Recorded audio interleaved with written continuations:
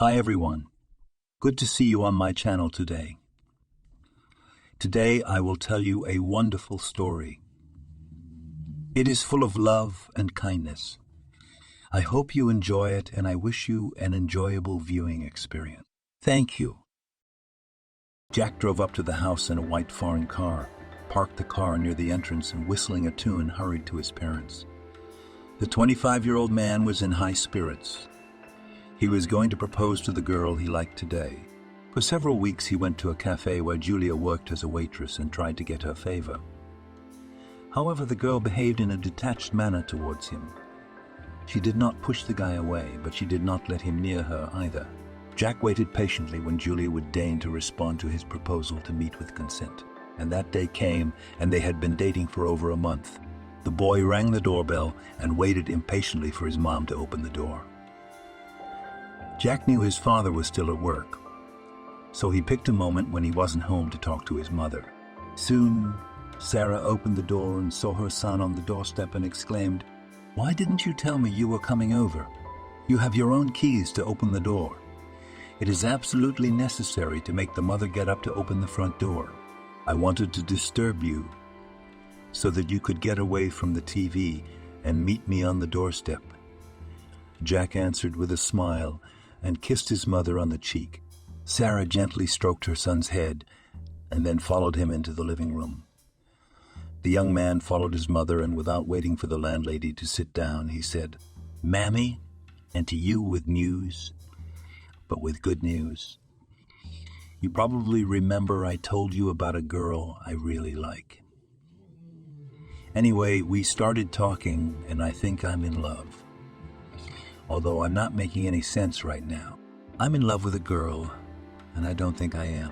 I remember you used to be so gloomy all the time. So what's the next thing you want to tell me? I want to ask her to marry me. It's time for me to have a family, and it's time for you to take care of grandchildren," said the young man with a smile. "Oh yeah. Yes, you know this girl only a couple of months, and you're already in a hurry to put a clamp around her neck. Are you sure of your feelings, son?" "I'm sure of it. You do not realize what a nice girl she is," said the son enthusiastically. "Don't get so hot-headed. Better tell me about your girlfriend, who she is, who are her parents.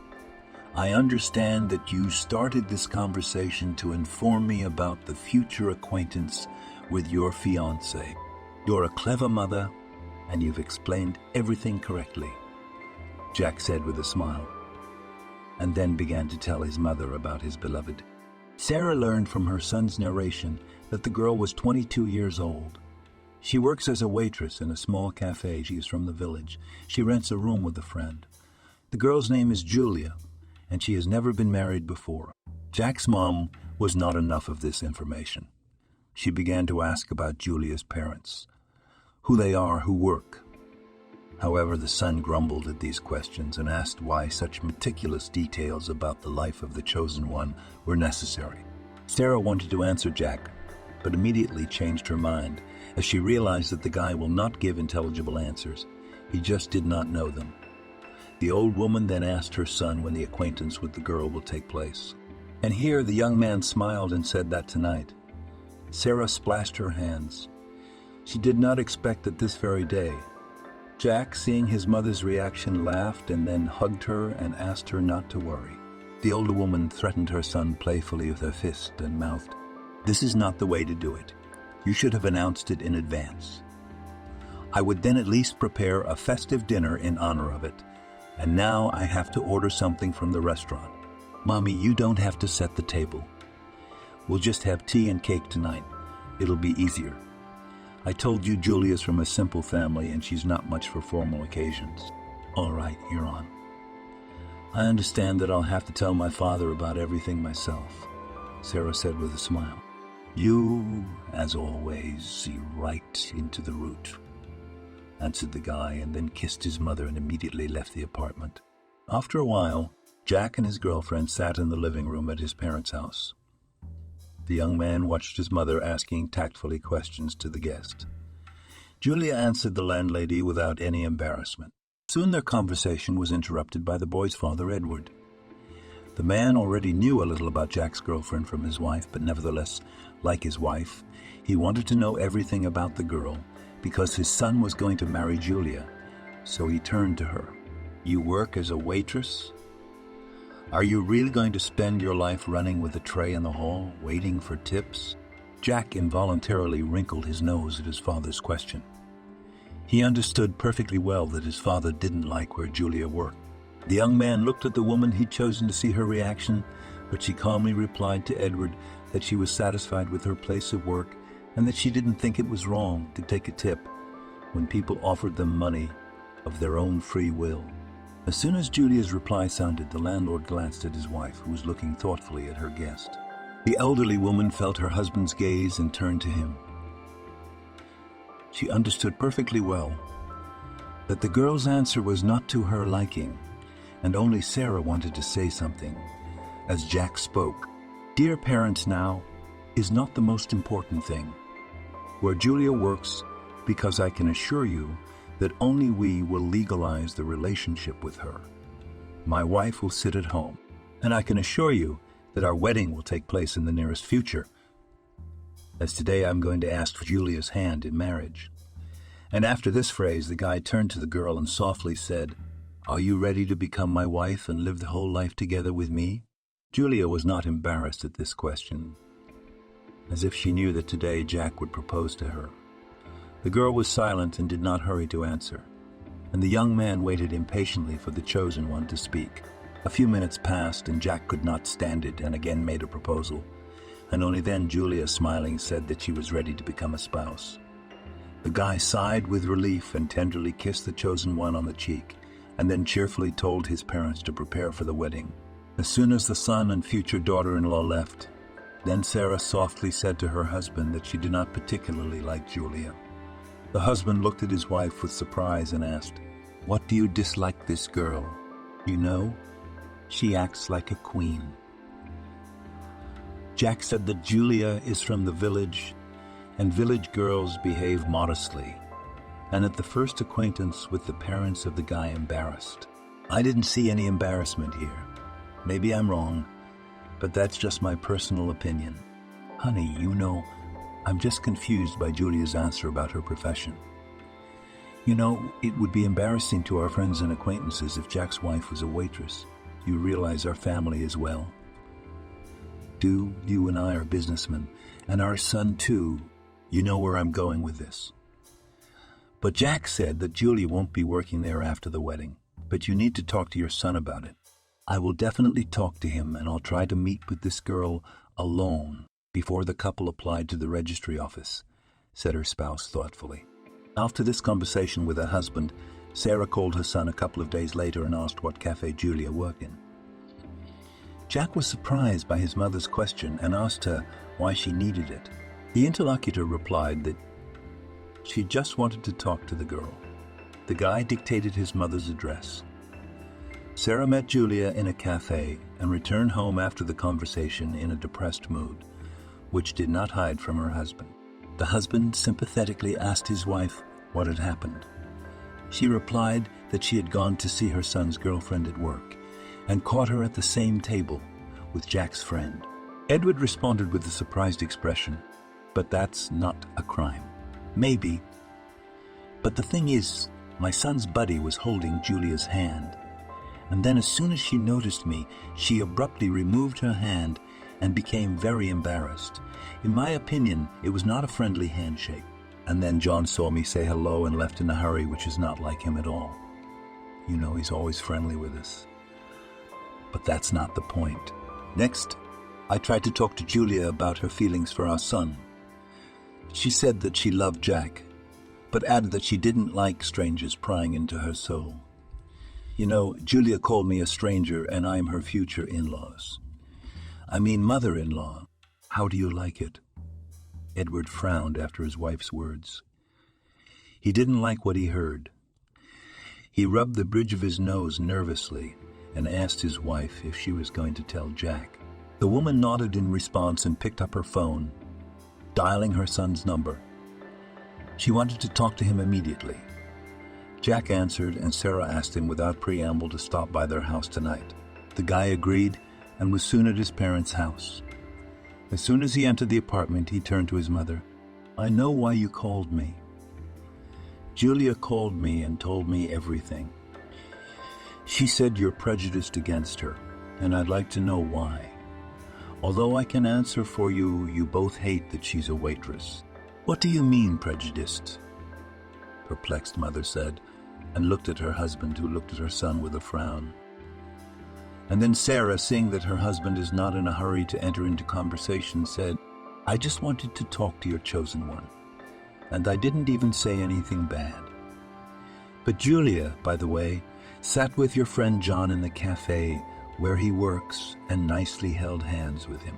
I think that's exactly what she didn't tell you. What are you trying to say?" "John knows Julia's my fiancée, and they get along great, and it's not like he stopped by her place of work. Mom, just say that you don't like my girlfriend just because she's not from a wealthy family. It's more honest," his son said softly. Sarah looked sadly at her son and said quietly that she wanted to see him happy in the future and was worried that Julia was marrying for money and not for love. Jack looked at his mother reproachfully and asked her not to bring up the subject again. And as soon as he had said so, his father turned to him at once. "I promise you that Mother will not speak of it again. But you must also give me your word that Julia will quit her job. And when are you going to apply? Julia has happily agreed to stay home after the wedding. We'll go to the registry office in a couple days. We'll celebrate as my fiancée wishes, as I promised her." Time flew by imperceptibly, and soon there was a lavish wedding where there were a lot of people. The newlyweds were given a lot of gifts and money, and the couple, after celebrating the momentous day, soon went on a wedding trip abroad.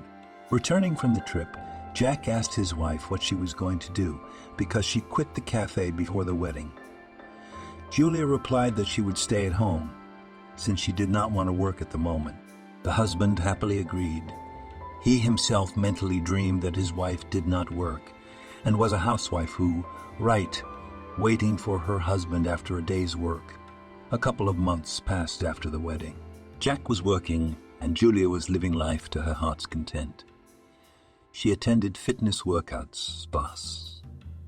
The young woman liked the fact that her husband was ready to fulfill her every whim, which was invariably used. The only thing that Julia did not like was the frequent visits of her mother-in-law, who often hinted that Julia spends money. And so the girl turned to her husband one day. "Talk to your mother and tell her not to come over so often. Whenever I see Sarah, I get mopey.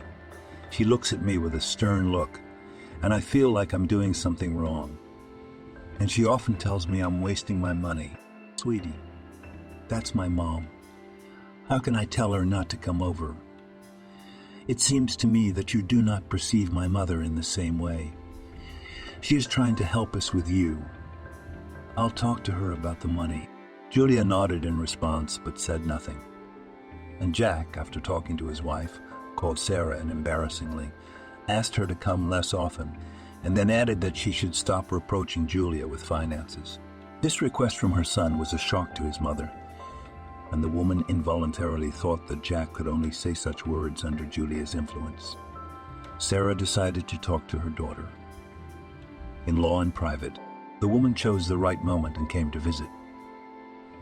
Julia saw her mother-in-law on the doorstep and pressed her lips together. Jack's mother noticed it and spoke softly. "I don't understand you at all. Why are you turning Jack against me? You know very well that if I tell you about spending too much, it's true. You're still a young woman and you could have gone to a higher institution to get a profession. You finished 11 grades and you're not even thinking about a major. I understand that you are going to live off your husband and not work. I don't understand you. Your son is happy with me. What more do you want? Jack doesn't mind me staying home and not working. And as for spending money, I don't think it's a good idea to look into our wallet because my husband and I don't get involved with you, do we? You're wrong, and I can tell you why. Perhaps you have forgotten that we throw you a penny every month, and not a bad one. So I have the right to talk about money, Sarah replied calmly. Okay, I've heard you out.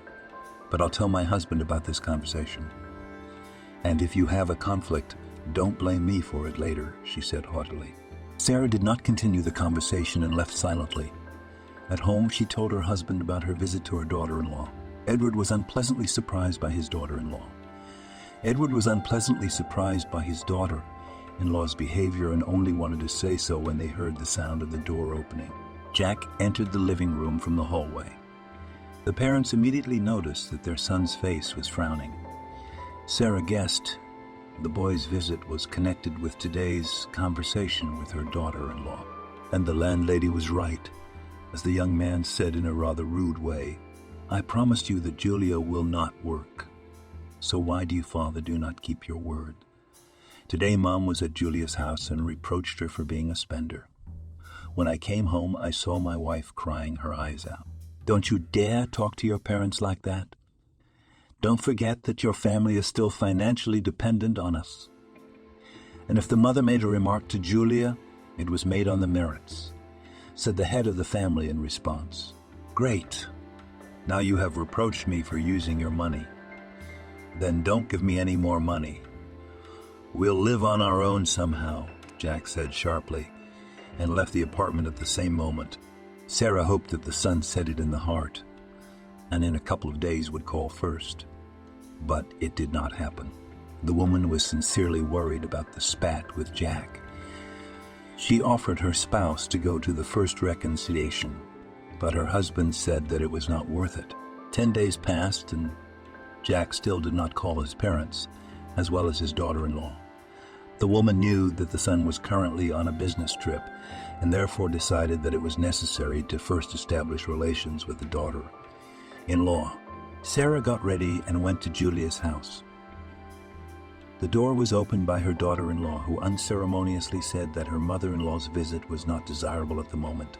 The guest tactfully asked to be invited into the apartment, but the daughter-in-law refused. Sarah was about to leave when she noticed a strange man's jacket on the coat rack in the hallway. The woman looked at Julia and asked, "Jack is at work, and who is your guest in his absence?" "No one." "What are you talking about?" Sarah only at that moment noticed that Julia was wearing a hastily thrown silk robe. The guest pushed her sister-in-law aside with her hand and entered the apartment. She hadn't even made it to the living room before she heard a man's voice say, "Julia, dear, are you taking so long to pay for sushi?" Sarah immediately recognized the voice of her son's friend. It was John. The woman walked briskly into the living room and saw Jack's buddy lying on the couch with his bare torso. John turned at the sound of her footsteps and looked embarrassed. Sarah, barely restraining herself from shouting, said, "Shame on both of you. John, Jack is your friend. He has helped you out so many times with free money, and you betrayed him. Have you no shame?" Then the guest turned to her daughter-in-law and said, "And you? How could you afford it? From the wedding was only a few months, and you are already tumbling with another man. Why did you marry Jack then? Was it just to be wealthy?" At that time, John got up and pulled on a t-shirt. Then the man approached Sarah and asked her to calm down. The woman gave him a resounding slap in return. The young man rubbed his cheek and said, "I understand your resentment, but the fact is that I love Julia and she loves me. Yes, Jack is my friend, and I was going to tell him about our relationship in the near future. It's just that your son and I started courting Julia together. She made her choice in favor of Jack. But after a while, she realized she didn't love him. Don't blame her for that, please. Let me tell Jack everything myself. He is a good man and a good friend. He should understand everything." Sarah listened to John in silence. The woman did not know what to say at the moment, as she was overwhelmed with a feeling of disgust for this love couple. The guest looked disdainfully at the couple and spoke in disgust. "John, get out of here, and before your son arrives, don't set a foot in this place. And remember, you have to tell Jack everything the same day he arrives. If you don't, I'll tell him myself." And then the woman turned to her daughter-in-law and spoke. "And you too must confess everything to your husband. I hope you have not completely lost your conscience. Julia, and try to tell your husband truthfully how you horned him." A few days passed. Sarah waited anxiously for her son's return. And the day came. Jack showed up at his parents' house the next day, his mother looking intently at her son, trying to see if he knew about everything. The young man could see that his mother was worried about him, and he quietly said not to worry, and then added that he already knew everything about John's relationship with Julia. Sarah anxiously asked him what he was going to do. Jack replied, "John is to blame for it. He seduced Julia. That's what my wife told me, and they had it once the day you came to visit." "Are you a naive fool?" exclaimed the mother, who had not expected such words from her son. And then it came to her that Jack knew the whole situation only from Julia's words, and he had not spoken to his friend yet. Sarah, as soon as she realized that, she said softly, "Have you talked to John? He promised me he'd tell you himself." "No." "Call your friend now and have him come here right away. I want him to tell me everything in front of me." Jack frowned at his mother. The boy did not object to his mother and complied with her request. John answered at once and said he would be here within the hour. Sarah, hearing that the buddy would be arriving shortly, nodded satisfactorily. An hour later, John sat at his friend's parents' house, and in the presence of the landlady, told her about his relationship with Julia. Jack learned that the buddy had been dating his wife for over a month. John also said that he loved Julia sincerely and was ready to marry her immediately after the divorce. Jack looked at his friend sternly. At the moment, he didn't know who to believe. Only yesterday, his wife had assured him that she had been intimate with John only once, and now he was getting a completely different information. Jack was closely watched by his mother. The woman understood that her son is now unbearably hard morally, and the young man nervously rubbed the bridge of his nose with 2 fingers. There was a pause in the room. Sarah and the guest waited for Jack to speak, and he in turn stood up and said, "I've lost my friend anyway, and the rest you'll find out later, Mom, and it doesn't concern you, John. And a huge request. Never appear on my horizon again. I don't want to see you under any circumstances. Just forget that you ever had a friend." After these words, Jack kissed his mother, and without paying attention to the outstretched hand of his friend, left the apartment. John apologized to Sarah and hurried after his friend. Jack, however, as soon as he saw his former friend catching up with him, told him firmly to stay away from him. John tried to explain himself, but his companion looked at him menacingly and repeated his request with contempt. In the meantime, Julia was waiting for her husband to come home. She knew that he had gone to his mother's house. The young woman had already talked to John before that time and asked the man to say that they were intimate once, but the lover said that he would not do it. The young woman still hoped that John would fulfill her request. And so Jack walks into the house, where the wife is sitting meekly on the couch. The girl looked at her spouse and immediately realized that her husband was talking to John. Julia lowered her gaze to the floor, waiting to see what her spouse would say. Jack approached her and asked softly, "What was all that lying for? Why did you lie to me yesterday?" "John told me about everything just a little while ago." "What are you talking about? You know perfectly well. You don't have to lie to me right now. It's not the best thing for you. I need to know the truth so we can do something about it. I do not like lies and ask you to always tell the truth," said the husband a little audibly. "Yes, John and I have met many times, but I don't know what came over me. Your mother always reproached me for something, and I needed to pour out my soul. And I found that support in John. If you ask me why not you, I'll tell you that it was hard for me to complain about your mother. Please forgive me. I love only you very much, believe it or not. I'm very sorry for what I did." "Yeah, I'm sorry. What else do you want me to say?" "I don't know. What am I supposed to do now? Do you want to throw me out like a toy?" "Go ahead." After that, the young woman covered her face with her hands and cried. Jack looked at his wife, and it was unbearably painful for him to see the person he loved crying.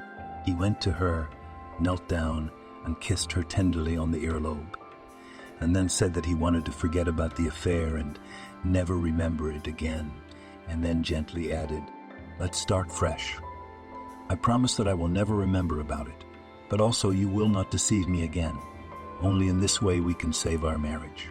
Understand that I love you very much, but I want to know that you feel the same way about me." In response, Julia threw her arms around her husband, tearfully thanking him for his generosity. Jack tenderly pressed her to him and then kissed her on the lips, adding that from that day on they would be one and everything would be fine in the future. Several months flew by after Julia cheated on Jack. Julia completely stopped communicating with John, and soon the young woman became pregnant. She was not particularly happy about this circumstance, as she did not want to burden herself with the troubles of a child. So Julia decided, without saying anything to her husband, to terminate the pregnancy. The young woman went to the antenatal clinic and soon received a referral for hospitalization. However, the conceived Julia did not manage to do. Jack saw the referral, which the girl forgot to remove. The man immediately turned to his spouse. "How do you understand this? You are pregnant and did not put me on notice. You and I agreed that between us there will be no more secrets. We are not ready to become parents now. You said yourself there are still business problems. And as far as I know, your mother's back to helping you financially, which you're not refusing. That's not an argument for terminating the pregnancy." "I'm totally against it," the young man said, and defiantly tore up the referral for hospitalization. Julia realized that there was no point in arguing with her husband, because in this situation, he would insist on his own. She shrugged her shoulders and said that then she would need double care and attention. Jack, hearing Julia's words, looked at his wife and asked, "Do you miss my attention?" "I don't mean that. Since I'm in an interesting position, I need to eat more, go to a sanatorium to rest." "Okay, sweetheart. Everything you said is no problem." Jack was delighted that he was going to be a father soon, and he hurried to share his joy with his mother. Sarah took the news with delight and congratulated the young family from the bottom of her heart, and also advised her son to be attentive to his other half. Time passed, and in due time, Julia gave birth to a baby boy who was given the name Austin. Jack rejoiced at this event like a child. He, while his wife was in the hospital, managed to make repairs in one room, setting it up as a nursery. In this man helped his mother. She picked up wallpaper, and also Sarah, together with her husband, bought a stroller and a crib. Julia's efforts of her mother-in-law and husband did not appreciate. The young woman, seeing that now instead of a bedroom, the room had turned into a nursery, sighed disappointedly. Sarah noticed the distressed look of her daughter-in-law and asked her daughter. In-law and asked her daughter. In-law in bewilderment what she was not satisfied. The girl, holding back her dissatisfaction, said softly, "Now my husband and I have no bedroom. I told Jack that it is too early for us to have children, because even the living conditions are not ready." "What kind of nonsense are you talking about? So live a lot of families in a 2-room apartment when one room is given to the children, and the second room is occupied by parents," said the mother-in-law. "But you and your husband live in a 2-bedroom apartment, and Jack had his own room, and you have a bedroom," Julia said haughtily. Jack sensed that if his mother continued to talk to his wife, a quarrel might break out. Therefore, to diffuse the situation, the young man suggested that they all sit down at a festive table and celebrate the birth of their son. Jack's idea was taken up by his father, who said to his daughter-in-law, "You gave us an heir, for which we are very grateful. And now if you still have a beautiful daughter in the near future, you will be a 3-room apartment. No more kids. I gave birth to Austin and that's it," Julia said firmly. Time moved on slowly. Jack hurried home after work to babysit his son, and his wife, meeting her husband, complained that she was very tired of taking care of the child, as the baby required constant attention. The head of the family did not understand how Julia can be tired of his son. Jack even addressed his mother on this matter. He briefly outlined the situation. Sarah listened attentively to her son and without any shyness explained that Julia loved herself too much and wanted all the attention to be directed only at her. A year passed when Austin was born, and Julia said that the child should be placed in a nursery. Sarah was against this and was blunt about it. "Ostinchka is still very young. We should wait until at least 2 years old. You do not understand how 24 hours a day to be with a baby. I don't even have time for myself, and I want my own space too. But you're a mother.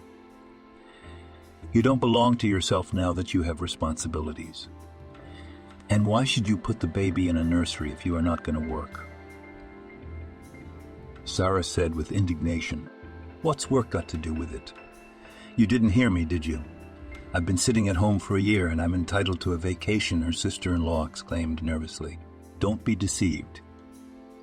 Jack, as soon as he comes home from work, he's busy with his son, and you're running to the spa or something.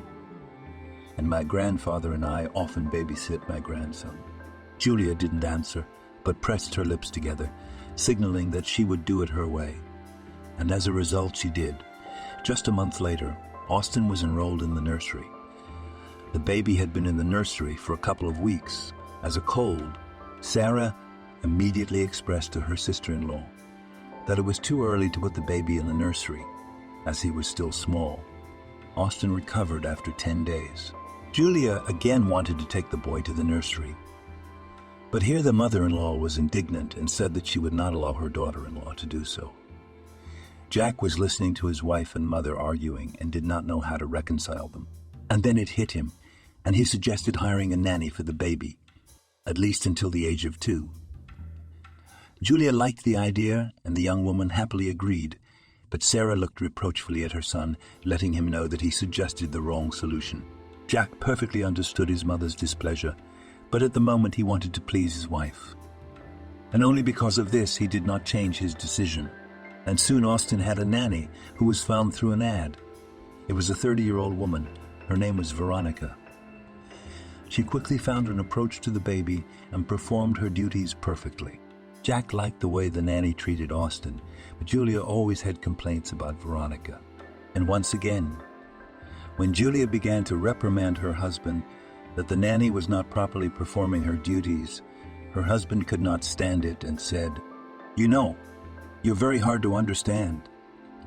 You wanted a nanny to take care of our son. What's wrong with that again? Last time you complained that Victoria was looking at her phone screen more than she was with Austin. And then you said she yelled at the baby when he dropped a mug. What happened? This time, you just made it sound like I made it up. I didn't say that. I just want to clarify what happened again. Why did you get mad at the nanny?" said the head of the family with a frown. "Well, I'll tell you everything frankly. I saw that Victoria often looks into the refrigerator, and for what? You don't think it's weird because she didn't put anything in there? And then I noticed that some of our food was missing," Julia said. The man looked at his wife with bewilderment. He had not expected such news. After a little silence, the husband asked his wife if she was sure of her words. Julia shrugged irritably and exclaimed that there was no point in lying to her. The very next day, Jack was late for work. He wanted to have a one-on-one talk with the nanny while his wife was still asleep in the morning. He greeted Victoria as usual, said hello, and then, without any preamble, told her about the missing grocery. The woman blushed and said indignantly, "In order to accuse me like that, you have to have solid evidence. I will not hide the fact that I look in the refrigerator, but only to get food for the baby. The original agreement was that your wife would give me food for Austin, and I would only have to heat and feed the boy. However, Julia sleeps until 11 in the afternoon, and I come to your house at 8 and need something to feed the baby. So in order not to disturb your wife, I take out what I have prepared and heat it myself. I realize that I apparently don't fit Julia's parameters, and she often makes off-topic remarks to me. And I'll be honest, I give reasonable answers to these remarks. Just understand that I know my work, and if I make flaws, I adequately accept criticism. But if you take the comments of your wife, they are not justified. Sorry for the harshness, but I think that Julia should reconsider her views on life and stop picking on me for nothing. If I'm being rude now, you can fire me right now." Victoria stopped talking and looked expectantly at Jack, who was standing thoughtfully. The interlocutor waited for some time for an answer, and then she wanted to add something else, but did not say. The landlord noticed it and immediately asked, "It seemed to me that you did not express everything to me. That's all. It seems to you. I'm just waiting for your decision." Jack suggested that Victoria take care of Austin, but he decided that he needed to talk to his wife tonight. He realized that he believed every word the nanny said, but he couldn't understand his wife's behavior. In the evening, coming from work, Jack told his wife about the conversation with Veronica. The young woman heard what she heard was perceived in a peculiar way. Julia told her husband that perhaps the nanny was right, and she was really picking on Veronica, and then added that it was all because she was tired and wanted to go to the sea. Her husband suggested waiting a month to go on vacation together, but then Julia said that it would no longer be a vacation, as she would have to constantly look after the child. Jack thought for a couple of days after this conversation. In the meantime, his wife persuaded him to let her go to the sea. And the man decided that there was nothing wrong if his wife went on vacation, and in a couple of weeks, he and Austin would join her. When Sarah found out about it, the woman turned on her son with an angry speech. She accused him of being naive and of allowing his wife too much. Jack listened to his mother but did not change his decision. The young man said, "Mom, I don't see anything wrong if Julia leaves now alone. Understand that lately she's been acting up. She's annoyed by everything. I want to see her again as the friendly girl I met. She'll be at sea without us for a couple of weeks, and then I'll join her and my son." Well, well, well. Don't let her give you horns again, as she did literally after the wedding. Soon Julia left for the seaside.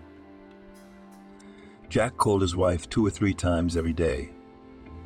The wife answered that she was doing well and liked it here. She described how she was spending her time.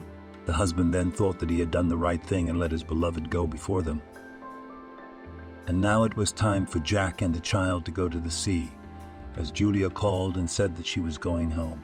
On the questions of the spouse about the departure, the wife answered veiled, without giving specific answers. The man did not argue and said that he would meet her. When Julia arrived home, she explained to her husband that the weather at the resort would be overcast for a week, and there would be nothing to do.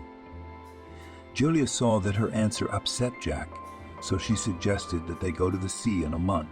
The man looked at his wife confusedly and said, "How simple it all works out for you? Wanted and again on vacation to the resort, and you did not think that this is a big waste in terms of finances? Believe me, the money in our family budget does not fall from the sky. I have to work my ass off like Papa Carlo practically without a day off. What are you getting so worked up about? Your parents make a good living, so ask them and they'll spare a little money for their son. Listen, but you and I are adults and should be able to allocate the family budget ourselves, not relying on the help of your father and mother. It seems to me that you've forgotten what it's like to earn money. Maybe you should get a job," Jack said irritably. "That's how you talk. All right, I'll go to work. But don't let your father tell me it's a shame to be a waitress," she said defiantly. That evening, Julia defiantly went to bed in the nursery. Jack tried to talk to his wife. He did not want to quarrel with his wife. However, the young woman haughtily told him that at the moment she did not want any more conversations, and the man had nothing left but to go to bed alone. The day after this conversation with his wife, Jack went to work in a gloomy mood. He was worried about his rift with Julia. He was even more worried that his wife would actually go looking for a job as a waitress. He didn't think it was a shameful profession. He was more worried about guys hitting on Julia. And just as Jack imagined it, he felt a rising tide of jealousy. Meanwhile, as soon as her husband left for work, Julia got up and started to get ready. The nanny looked at the young woman with surprise, for she had long been accustomed to getting up at about 12 in the afternoon and then dressing in front of the mirror and going about her business. Returning when her husband arrived, Jack could not concentrate on his work. He kept coming back to yesterday's conversation with his wife. And then the man called Julia, but she didn't answer. Jack tried several more times to call his wife, but all his attempts were unsuccessful. That day, he left work earlier than usual and came home to find that Julia was not there. The owner of the apartment turned to the nanny, asking her where his wife had gone. Victoria discreetly replied that Julia didn't report to her. Jack grumbled inwardly, sat back in his chair and thought about it. At the same moment, he heard the front door open. The man jumped up and strode briskly into the hallway. He saw a smiling wife who, seeing him, stopped smiling and only softly said, "You should be at work, shouldn't you?" "Where have you been?" the husband answered with a question. "You said that I need to look for a job, so I was doing it." Let's forget about yesterday's conversation. We had a fight on the first day of your arrival, and I missed you so much while you were away. I don't need to look for any work.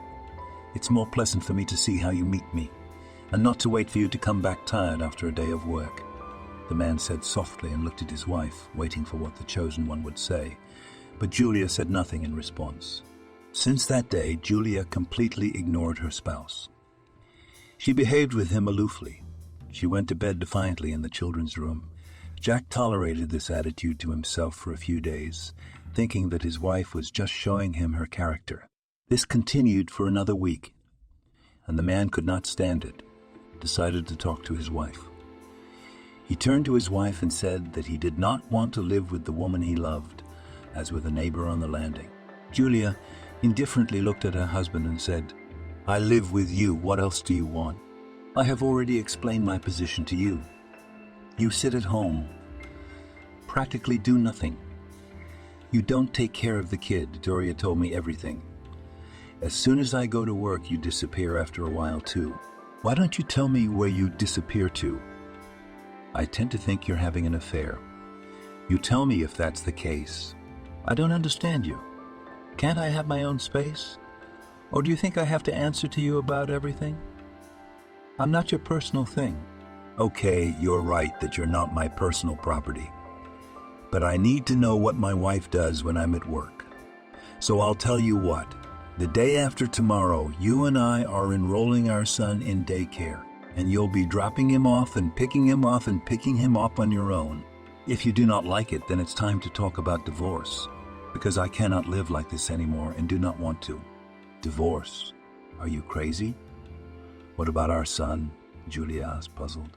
"Did you really think of Austin? Congratulations. I've told you everything, and then make your own conclusions." Julia had changed since the divorce conversation, becoming more affectionate toward her husband, and Jack thought that it was necessary to talk about it earlier. The man hoped that now, in their family again, will be harmony and love, and in fact, for a couple of months, the spouses lived in idyll. And then Julia asked her husband to buy her a car. Jack was surprised by the request and asked why his wife needs another car when they have a foreign car. And also the head of the family added that he is always ready to take his spouse wherever she needs to go. Julia said that she wants to be a complete mistress of transportation and not to turn to her husband unnecessarily to drive her to this or that place. Jack's mother found out about this conversation, and her son told her about it. Sarah was wary of Julia's request and asked her daughter-in-law directly, "Why do you need an automobile? You sit at home and you have nowhere to go. I understand if you were working, then it would be different. My son has already told you everything. I didn't expect anything else from him. What can I say to you? I just want my husband to give me this gift, especially since he's already doing well with his business." "You're not telling the truth, Julia. You and I don't have a great relationship, but my son loves you, and I wouldn't want you to hurt him." "I'm not gonna hurt Jack. And if you love your son so much, then help me persuade him to buy me a car. Maybe we'll have a warmer relationship after that," the daughter-in-law said, and smiled welcomingly. "I'll think about it," Sarah replied. After this conversation, 7 months passed, and Jack bought a car for his wife. His parents helped him to buy it. By this time, Julia had already graduated from a driving course. If Julia was happy that she became the owner of the car, then Jack repeatedly regretted that he had gone to the trouble of his wife and bought a car. And the thing was that since the moment when the wife had a foreign car, Julia always disappeared somewhere. And then another event happened in the family which unpleasantly surprised Jack. The man went to the chest of drawers where the cash was stored and found that there is no one, third of the amount. The head of the family was shocked, since money was not taken without joint agreement. Jack immediately called his spouse, but she did not answer. The man looked dejectedly out the window. He did not know what to think in this situation. He was distracted from his thoughts by a phone call. Jack thought it was his wife, but it was his mother who spoke indignantly. "I understand that you have family problems, but your son should live with you, not with his grandparents. Julia said that Austin would stay with us for a couple of days, but the boy has been with us for a week, and none of you have bothered to check on him." "Wait, Mom. Julia told me you said you wanted to take your grandson for 10 days. That's exactly what didn't happen. Your wife called me a week ago and asked me to stay for a couple days because she had some business to take care of. I agreed, and instead of those 2 days, it's been a whole week and no answer from you." "Okay, Mom, I'll be right there to pick up Austin," Jack said, who for the second time was unpleasantly surprised that his wife had deceived him. Soon the young man was sitting at his parents' house. Sarah looked at her son's frowning face and intuitively sensed that he was not doing well. The woman touched Jack's hand and affectionately inquired how he was doing. The boy looked at his mother and said nothing. Sarah sat down next to her son and said, "Come on, don't be so dark. Tell me what happened. I can see you're restless. Julia and I are getting worse and worse in our relationship. I don't know what I'm doing wrong. I'm willing to do anything for her, and I'm getting nothing but total indifference. I mean, why did she lie to me about Austin? Julia's the one who told me you wanted to have a baby, and she actually asked you to do it. And then there's the missing money." "You've been robbed," Sarah exclaimed. "Yeah, no. Julia took the money and didn't even tell me. And this money is to buy goods. I have a trip coming up soon," answered the son. Sarah wanted to continue the conversation, but Jack politely dismissed the conversation. Then he dressed his son and said goodbye to his mother and soon drove home with Austin.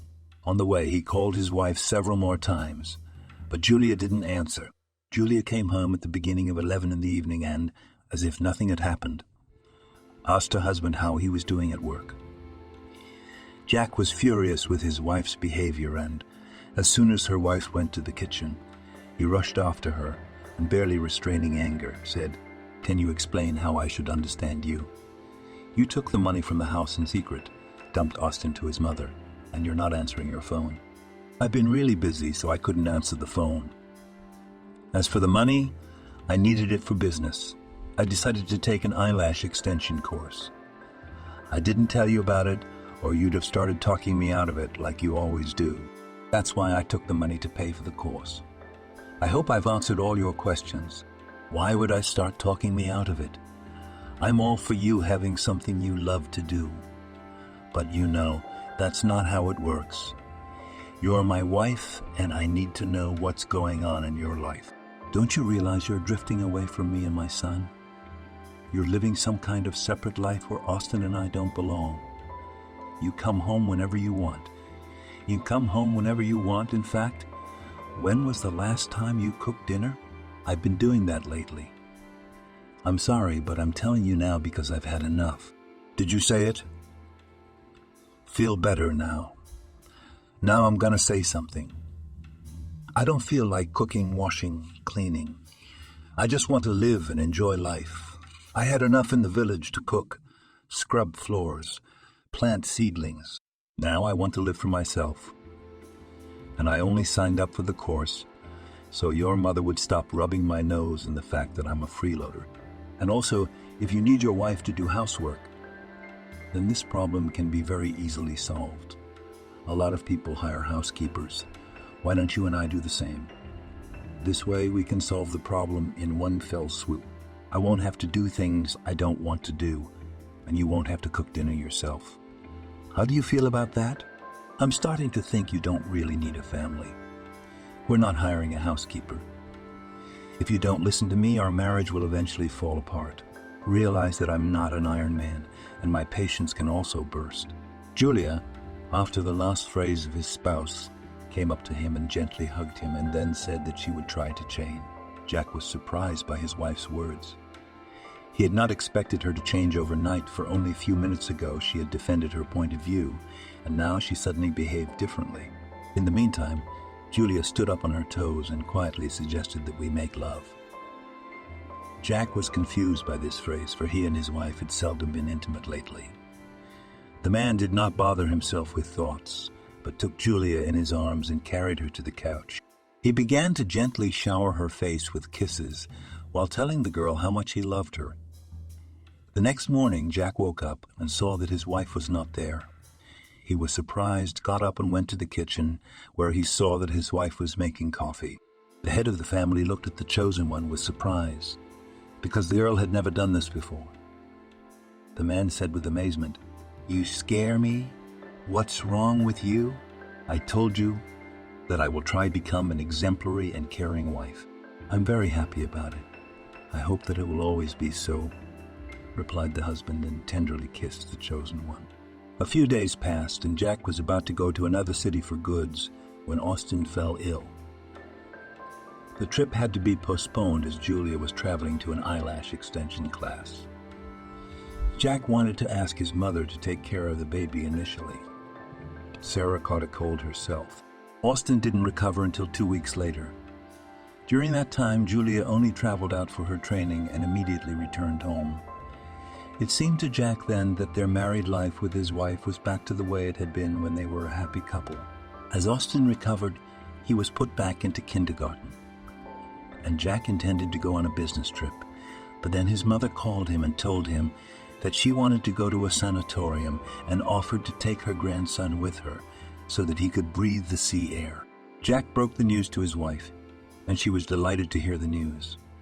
Julia told her husband that it would be wonderful if her son visited the resort together with his grandmother, and also added that the sea air would be good for Austin after his illness.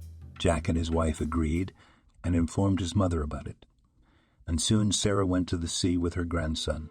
And then a few days later, Jack left for the goods. The man always left for 4 days, and Julia knew it. But this time, Jack arrived a little earlier. He wanted to surprise his wife. On the way home, the man stopped at a flower store and bought a luxurious bouquet of white roses. Jack imagined how happy his wife would be with the flowers, since he hadn't bought them for a long time. The man thought that the bouquet would not be enough to make his beloved happy. So he stopped by the jewelry store and bought a silver brooch in the form of a soaring swallow. And now Jack quietly opens the front door to his apartment with the key, anticipating a joyful meeting. The man walks silently into the hallway as he hears an unfamiliar male voice saying, "Be patient, kitten, a little longer, and soon the show will be over, and you and I will live happily ever after." The landlord stopped in bewilderment. He felt rage beginning to flare up inside him. Jack threw the flowers aside and hurried into the room, where he saw his exact replica in bed with his wife. The man was dumbfounded, and then the stranger, seeing him enter with a smile, said, "I told you that the play would soon be over. True, it is not quite the ending that should be according to my plan, but since everything went like this, then maybe it's true that fate loves you more than me." "What brother? Who are you? You have a short memory, I see, and you were born a few minutes before me," said the stranger with a grin. Julia looked at her husband with a sneering gaze, waiting for his reaction. Jack felt his wife's gaze and looked at her. The woman did not avert her eyes. Only a sarcastic grin appeared on her face. The owner of the apartment could not believe that his beloved was currently in bed with a man who looked like 2 drops of water like himself. And only Jack was about to tell his wife a barb as the stranger spoke again. "I think we can leave the marital squabbles for later. And now, brother, let's get down to family business. You're not my brother, and get out of my apartment right now. And don't tell me what to do now or later. You and I are not going to get anywhere that way. Have you really forgotten that you have a twin brother?" Jack stared at the stranger, and somewhere in his subconscious mind, a story emerged of him hugging a boy who looked just like him in his early childhood. And for some reason they were crying and saying something to each other. But this memory was so distant that Jack thought it was his fantasy, rather than a real piece of memory. Meanwhile, the doppelganger stood up, pulled on his jeans, and then sat down on the couch and asked Julia to make coffee. The woman obeyed the request without question. Jack was outraged by this action because his wife fulfills the requests of a stranger. The landlord looked at the guest with hatred and again, in a commanding tone, asked him to get out. The stranger laughed in response and said, "Don't be a sour brother, and I apologize for seducing your wife. But I think she never loved you, judging from what she told me about you. I take it you don't remember me at all, but I haven't forgotten. Though I can understand you because you lived in prosperity all this time, your parents spoiled you. You are their only son. But I had a very different fate from you, and I lived all these years dreaming that I would find your parents and make them suffer, and you too. I even came up with a plan, but you got back from your trip early. What are you talking about? Either you explain yourself or I'm calling the police. I can't figure out who you are. I don't deny that you look exactly like me. But there are many paradoxes in life, that there are people who are doppelgangers, but there are people who are doppelgangers, but that doesn't mean you're my brother." At this minute, Julia entered, and Jack fell silent. The young woman brought on a tray a cup with aromatic coffee and a coffee set. She poured the drink into cups and invited everyone to the coffee table. Julia, first of all, served a cup of coffee to the guest and then to her spouse, and at the same time said to her husband, "Do not doubt. This man is really your brother. His name is Richard. And I can prove it to you. I didn't really believe it at first either. He looks like you and looks like you, but he told me everything. I can only add that Richard looks like you, purely external resemblance. But in fact, he is a real man, with whom you want to be always near." "And how long have you been in a relationship with this man?" "How long have I been re-wearing goat horns?" Jack said, trying not to raise his tone. "Since I got back from the resort. That's where I met Richard. That's why I didn't want you to go there with Austin, because it would have been awkward for me to meet Richard. You said you could provide proof, so can I ask how you're going to do that?" Jack said. The young woman rose easily from her chair and walked without a word into the hallway, where she returned shortly with a handbag. She took out a piece of paper and handed it to her husband. Jack took the paper, unfolded it, and silently began to read it. After a few minutes, the landlord looked at Richard in bewilderment and spoke softly. "How can this be? It is impossible. What is it that surprises you so much about having a twin brother?" Richard asked. "Exactly. Why weren't you with me all this time?" Jack answered with a question. "You should ask your parents, not me. But at least you trust this document." Julia did the parentage test, and by the way, she took the money from you for the test, not for the eyelash extensions. "I can give her credit that your wife is a pretty smart girl," said the guest. "I'm not interested in information about my wife, but about you. Where have you been all this time? Why haven't you and I lived in the same family?" frowned Jack, who was in a state of shock at the moment. He had already reread the parentage test several times and scrutinized the signatures and seals on the document. Richard was silent for a while, and then spoke. The man told his brother that they had been born in a family of drunken parents, and the guardianship authorities had deprived the mother and father of their parental rights. And then, at the age of 3, the twins were taken to an orphanage, where they were brought up together until a certain point. Namely, until they were almost 6 years old. After that, a married couple came to the orphanage who wanted to adopt the boys. But for some unprecedented reasons, the adults, for some reason, took only one baby, and the second did not take. That's how Jack was raised by foster parents, and Richard remained in the orphanage. The landlord listened attentively to his brother, and as soon as the interlocutor stopped talking, Jack shook his head incomprehensibly. Then he said, "I am not particularly strong in the laws of adoption, but I know for sure that it is impossible to separate brothers or sisters. How could this happen? If my parents adopted me, they should have adopted you. That's a question you can ask your mother or father, but not me. Your parents promised me they would take me too, and I waited for them for years, but only in vain. I will never forget how you and I said goodbye and cried like girls and promised each other that soon we would live together again.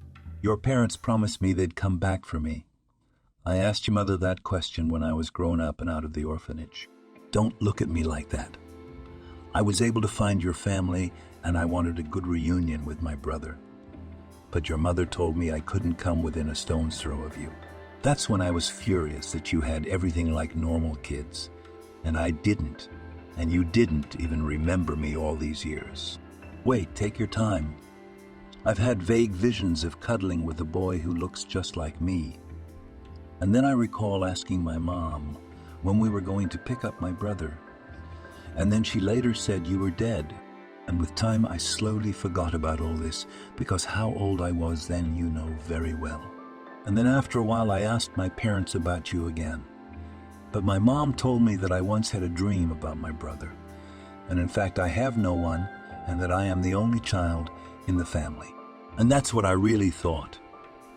And now it turns out my mother was lying to me, Jack said, stunned. I guess she did. I told you to ask your mother those questions, not me, he said casually. I will. But tell me why. When you left the orphanage, did you meet only with my mother and not try to find me? That's a different story. I was gonna do that. But I want to tell you right away that unlike you, I grew up not as a boy, but quite a hooligan. I was in the children's police station. And when I left the orphanage, I visited your mother, where I was turned away from the gate. Then I wanted to see you, but I had at that time still important things to do. So I robbed a big store, and I got caught on a security camera. I was soon picked up, and I did some time. From prison I tried to contact your mother by phone, but she soon changed her number. As soon as I got out, I literally walked around for just a few days on the outside, as I got a sentence for hooliganism again, released early for good behavior, and I decided to get some rest before I thought about how to go on with my life. So I went to a resort where I met your wife. It was a real shock to me that such a thing could happen in life. A coincidence, me making love to my own brother's wife. It was Julia who told me I looked like her husband and then showed me your picture. I just asked her what her mother-in-law's name was. Julia said Sarah, and I had no doubts. I initially thought it was a coincidence, but when I heard your mother's name, I realized that it was your spouse who was really next to me in my arms. That's when I thought it was time for retribution. And after Julia started talking about you, I realized that she would help me. What did you intend to do next? Jack said quietly. Become you. Julia sent me a picture of you on her phone, and she and I went to a barbershop to get my hair cut just like yours. And within an hour, I was looking exactly like you. And then Julia told me how you behaved, how you interacted with people, just to bring me up to speed. What was supposed to happen to me? Jack, who had already guessed the answer, barely got the question out of his mouth. You know perfectly well. You were supposed to disappear, just disappear. You've had a good enough life, now it's my turn. Everything has to be fair, don't you think? Richard said calmly. Would you take the life of your own brother? Jack said hoarsely. I've been thinking about this for a long time. You haven't done anything bad to me, but it hurts me that you let yourself live, forgetting about me. I couldn't stop thinking about you all these years. How many childhood tears I shed in the orphanage that I was separated from my brother. How many times I tried to run away to find you. All that pain was stored in my heart for years, and one day, that pain turned into hate. And as for taking your life, no, I couldn't do that. But there are special people to do it, for a good price. There was a man and he's gone, and now I'm in your place. And in fairness to you, I'm taking advantage of your privileges. It's very simple, brother. Jack frowned. He had not expected such a simple explanation from his kinsman, and it hurt him unbearably that his wife, who had shared his bed with him and lied to him without remorse, knew about it. There was silence in the room.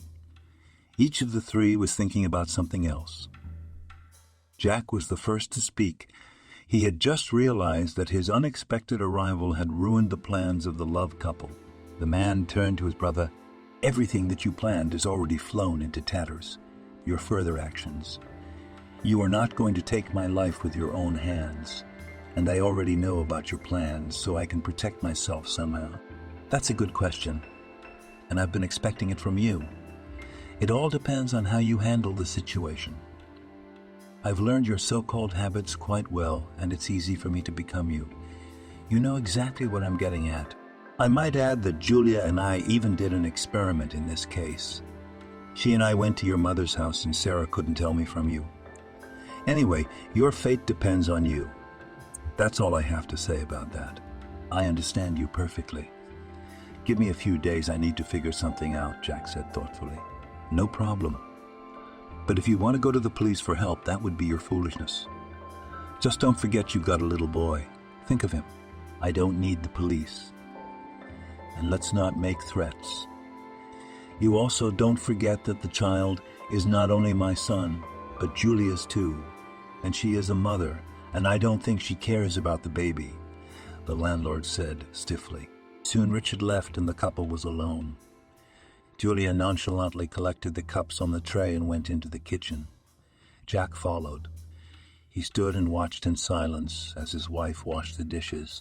And as soon as the last cup was washed, he asked her to sit down to talk. The young woman shrugged her shoulders indifferently but complied. The man felt that at the moment he wanted to slap her face, but he restrained this urge. Jack sat down opposite Julia and glanced at her. The girl withstood his gaze coolly, and after a few moments she said, "If you're going to make me regret anything or make me feel remorseful, you're wasting your time. I didn't marry you out of great love. I just wanted to get on with my life. I just wanted to get on with my life as I had no desire to return to the village.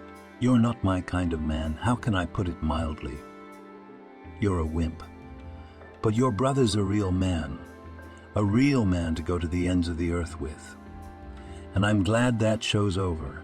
How long did you intend to wait with Richard before you carried out your plan? He told me he needed you to open a third outlet. You told me that, and naturally I told Richard. So we would have played our roles for about another month," she said nonchalantly. "Did you think about Austin when you and my brother were planning all this? Why do you ask about the baby?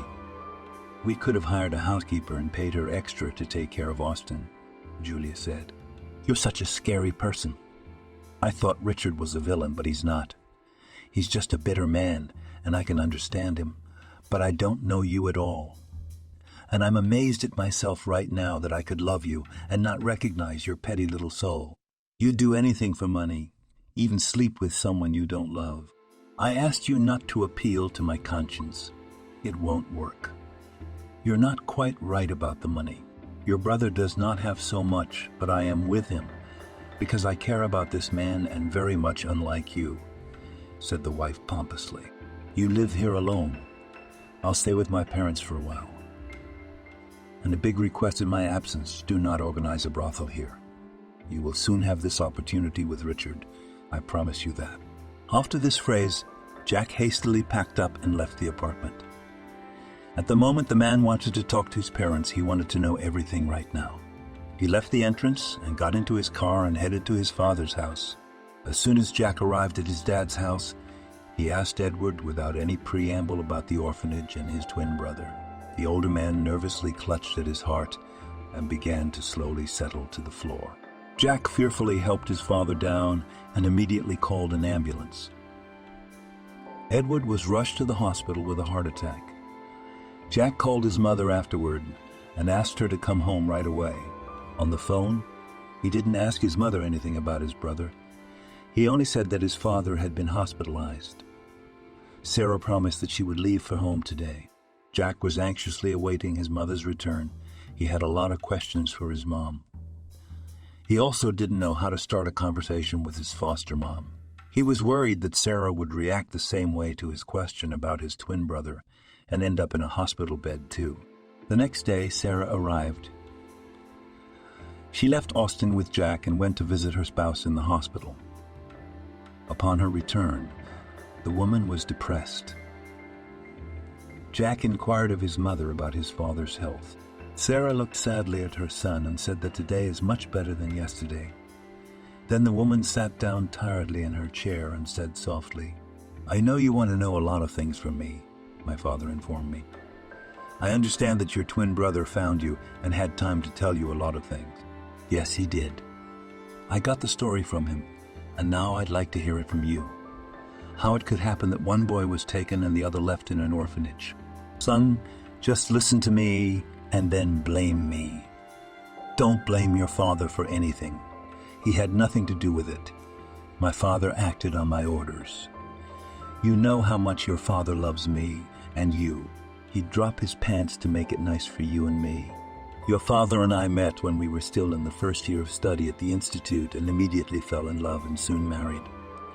We lived soul to soul as well as now. Time flew by, and I could not get pregnant. Initially, we were even happy about this circumstance, as we wanted to get an education first and then to have heirs. But we graduated from the Institute, and I could not get pregnant. A year passed, then another one, and then I hit the bells and began to beat the polyclinics. I was examined and said the terrible verdict that I was infertile. It was a terrible shock for me. And I suggested to my husband to divorce me because I knew that he wanted to have children. Edward called me crazy and said that we would live for ourselves and that he would not divorce me because he loved me so much. After a few more years, your father and I went into business, and soon we were doing well. We should live and be happy, but I still felt like an unhappy woman. It seemed to me that I was some kind of a fool.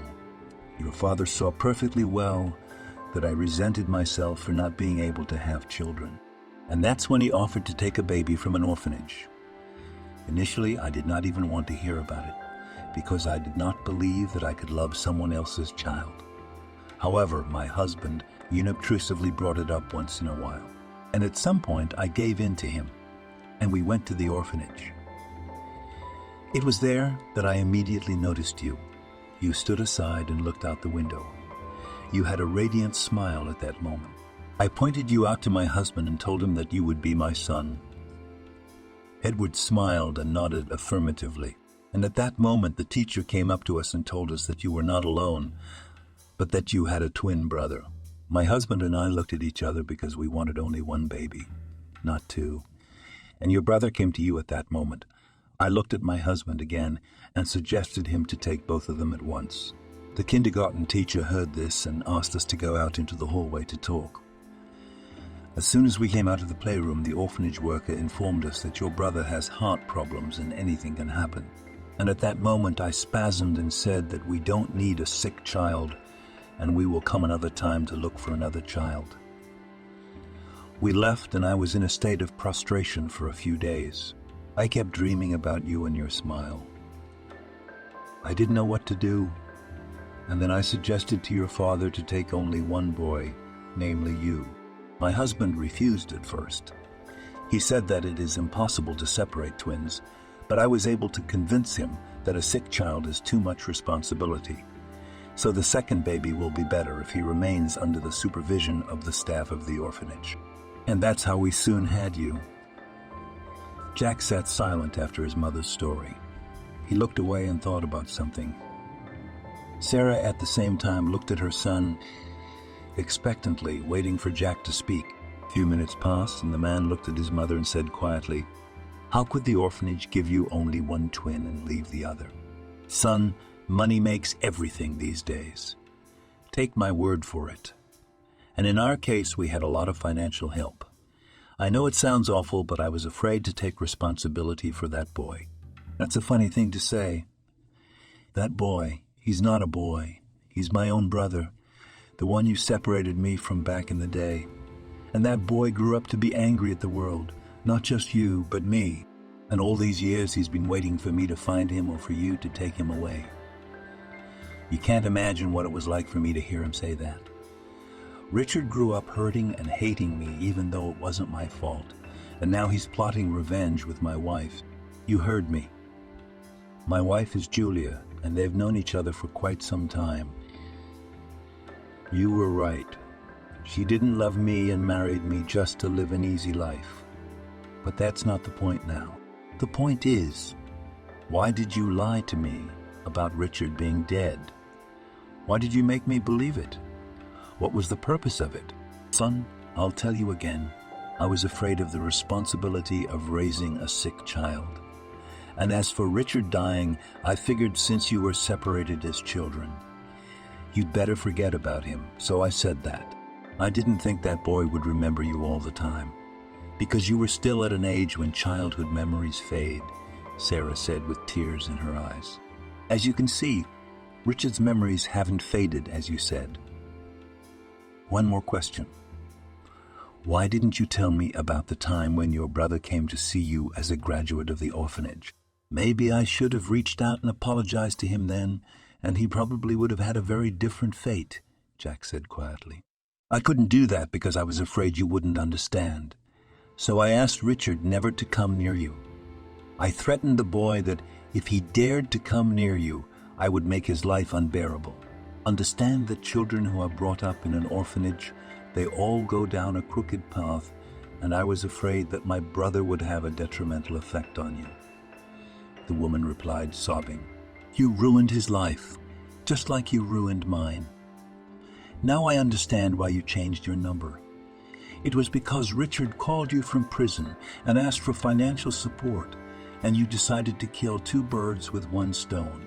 You changed your phone number and you got rid of thought of my brother. I never expected that from you. I won't hide. I'm grateful to you for bringing me up, raising me. But I can't forgive you for that act. I can't tell you anything now because I have to decide what I need to do about my brother. For the moment, I'll rent an apartment and live with Austin on my own, as I need to get my thoughts in order. Say hello to your father and let him get better, but I can't visit him yet.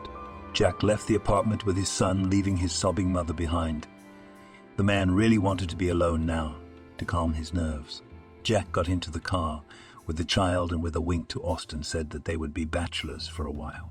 That same day, the man rented a studio apartment, and in the evening he drove to his place, where he saw his wife sweetly chatting with her brother on the phone. The woman looked indifferently at the incoming husband, who held his son in his arms. Austin, seeing his mom, reached for her. Julia reluctantly finished talking to her lover and picked up the baby. Jack, without further ado, took the traveling bag and began to pack the baby's things and his own at the same time. Julia, at that moment, indifferently watched her husband's actions. As soon as Jack collected the bag, he called Austin to him. The little boy asked, barely able to pronounce the words, "Is Mommy coming with us?" "No, son. Your mom has more important things to do. So let's not distract her. You saw how Mommy talked to the client, who will be eyelash extensions," said the head of the family with a grin. Julia grinned back and said softly, "Very funny. Let's bring the child into this story. I think you did it yourself when you put your personal life on the line. You can't even talk to your son now. You just want us to leave so you can keep talking to Richard. I want you to know that you have nothing sacred and no maternal feelings for your son. Are we done? If that's it, close the door on the other side, because I don't want to listen to your moralizing, not at all." Jack wanted to say something, but then he waved his hand, took Austin's arm, and walked out of the apartment. The man tried not to think about his wife now, so he began to tell his son funny stories. The boy smiled in response, and when his father showed him a mooing cow, the child laughed. Jack, on the way to the rented apartment, stopped by the store and bought dumplings. And soon father and son were eating dinner sitting in the kitchen. Austin tried to tell his father how he and his grandmother spent their leisure time at the resort. Jack tried to listen attentively to the child, but he did not succeed, because his thoughts hovered about his brother. After a while, the man put Austin to bed, and himself thought about what he should do next. He didn't think about the fact that his brother could hurt him. He just didn't believe it. Jack wanted to make Richard thaw and stop hating the world. The man could only fall asleep in the morning. He woke up to Austin climbing over him. Jack glanced at his watch. It was 9 o'clock in the morning. The man shook his head unsatisfactorily. He was late for work. Then he glanced at his son, winked at him, and informed him, "Today, my dear friend, we do worldly things and then get into work mode. By the way, I want to inform you that for breakfast again, dumplings, but we will have lunch with you in a cafe. And for dinner, Daddy will cook you something. What do you want to eat?" "Fried potatoes," said the boy. "I'll do that. I'll make fried potatoes tonight. Now let's eat quickly and then to the kindergarten so that I can take you there tomorrow. Then to my work to clarify everything on the spot. After the cafe and to the stores to buy provisions. You have to make potatoes out of potatoes," his father said with a laugh. The next day, Jack took Austin to kindergarten and went to work. Soon his mother called him and asked him tearfully to come and see his father. Sarah said that she told his father about their conversation, and Edward had gotten nervous and worse. Jack, holding back his irritation, said, "Mom, why did you do that? You know better than to worry your father now, and you've only added fuel to the fire. Do you really want your father to go to the grave early? Son, what are you talking about? I love your father, and I love you too. It's just that Edward knows me well, and he got the whole conversation out of me word for word," Sarah said, crying. "Okay, Mom, calm down. I'll be at my father's in an hour, but I need to ask him if I can talk to him alone. Without you, it will be easier for me, and my father too. I promise I won't worry him." Soon Jack was sitting in his father's chair beside the bed. The young man looked at his father and wondered how a man could get so old in a couple days. Edward put his hand on his son's arm and patted it lightly, then said softly, "You've had to hear a lot from your mother. I understand how hard it is for you, but believe me, it's doubly hard on your mother, and I'm very worried about her. She looks so strong, but in reality she is a weak woman. Don't push her away now. You see that now I am not a good defender. I have only hope in you. Believe in what we did to her. It is a huge offense, and we will be punished by God.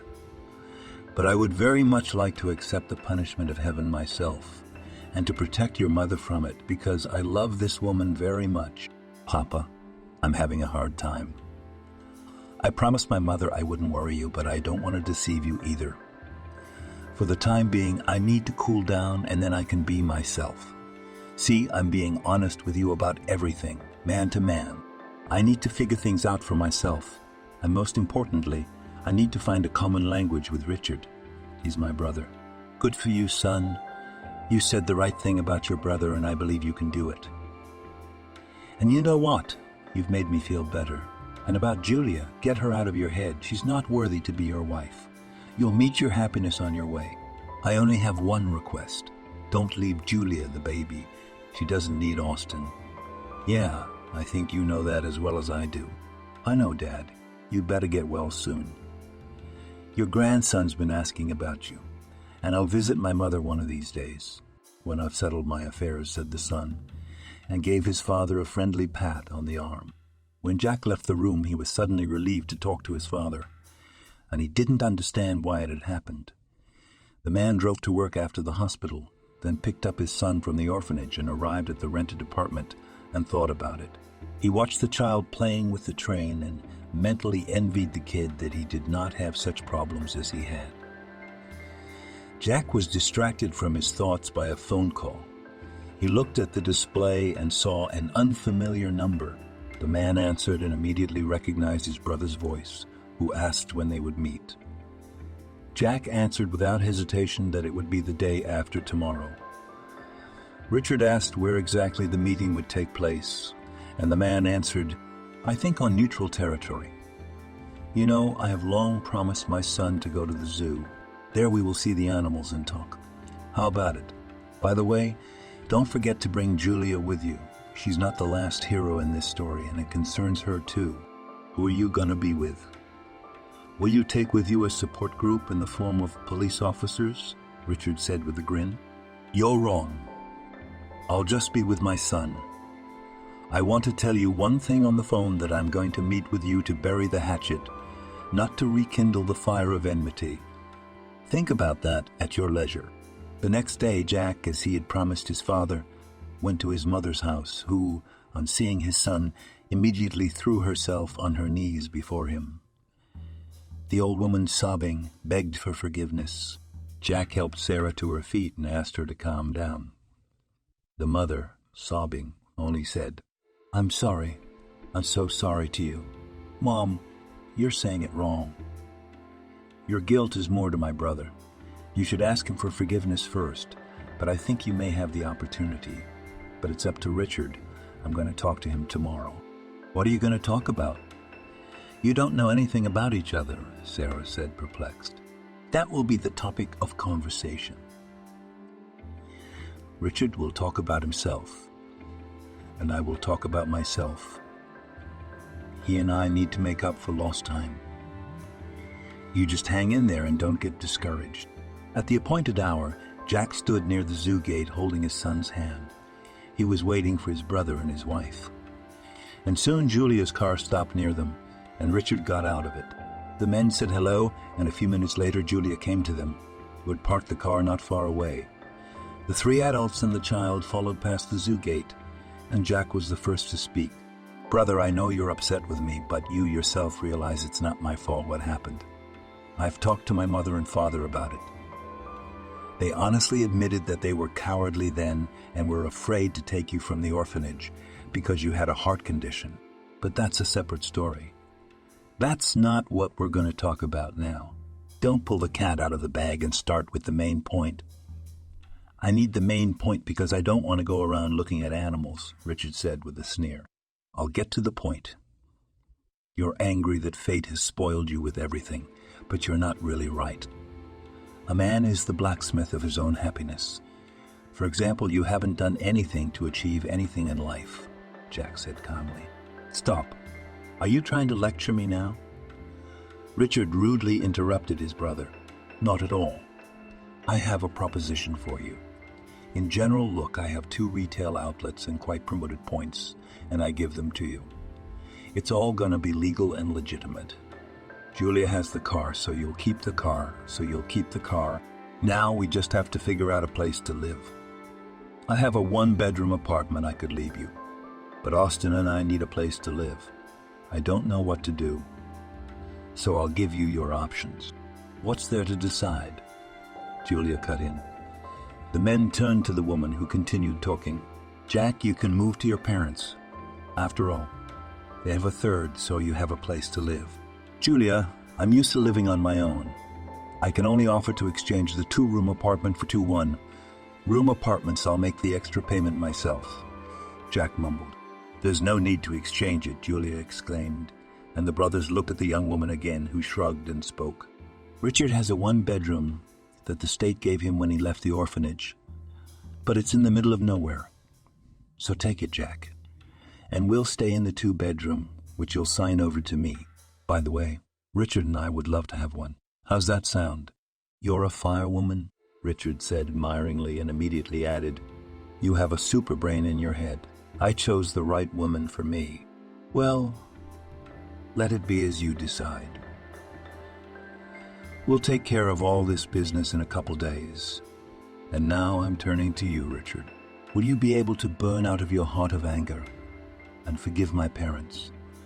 Believe me, that they already execute themselves for what they have done, and it is not quite easy for them at this time. My father is in the hospital having a seizure because of this whole situation. I know your parents will be begging you on their knees for what they once did. I just wish you could find the strength to forgive them. I'm willing to take off my last pair of pants and give them to you just to thaw your heart. And I say that with a pure heart. You make it look so easy. Like you say, you give me a little money and all the years are gone. But I can't do that, unfortunately. And what do you want me to do in this case?" Richard said in a hoarse voice with excitement. "I didn't say it was easy.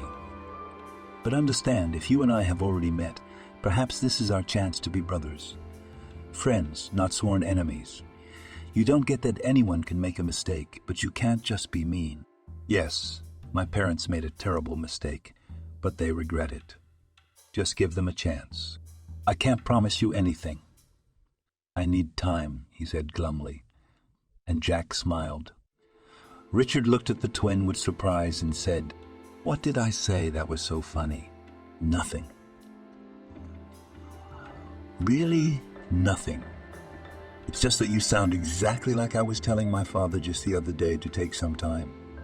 You have practically all the same words and the same intonation as me. Julia must have done a good job of making you like me," he said, smiling. The adults laughed at that phrase. Jack wondered if Richard would be able to get over himself and forgive Sarah and Edward after a while. Jack thought differently about Julia because he thought that girl would always prioritize money over feelings. He even realized at that very moment that he had grown cold to Julia, and that made him feel even better. That evening, Jack went to see his father and told him everything. Dad shook his son's hand and told him that he had done the right thing and asked him to visit his mother. Jack did not resist, and after the hospital, he went with his son to his mother, where he also told her about the reconciliation with his brother. Sarah heard the news and roared. The son hugged his mother and said softly, "There is no need to cry anymore. Everything is in the past. Now we just need time to calm down a little. Your mother yourself often told me, the time heals so it, and in our case, should happen. The main thing is to believe in it. You can't go back to the past. You have to live in the present." The main thing is that Richard did not turn on a crooked path because he had a lot of things that should not be allowed in life. "Son, I'll be sure to honor your brother. Whether he forgives me or not is up to him. But know, my dear, that I love you more than life, and I will try to love Richard the same way. I know that God will punish me and my father. Edward told me so, but your father has already been punished because he had a heart attack. It's my turn next, and I'll take it with dignity. Don't be silly. My dad has a weak heart, and no one has punished him, and no one is going to punish you. We'll be all right. Now feed me and my grandson. We're hungry as wolves. I suggest, even in honor of this run to the store, and buy a huge cake to celebrate such an event. It's not every day that brothers reconcile after all these years apart. And you know, Mom, Richard really does look like me. Or me like him," the man laughed, followed by Sarah. Austin looked at the adults in incomprehension at that moment and laughed merrily. Thank you for watching this video to the end. Subscribe to the channel. Like it, write comments if you like the story, and see you on the channel.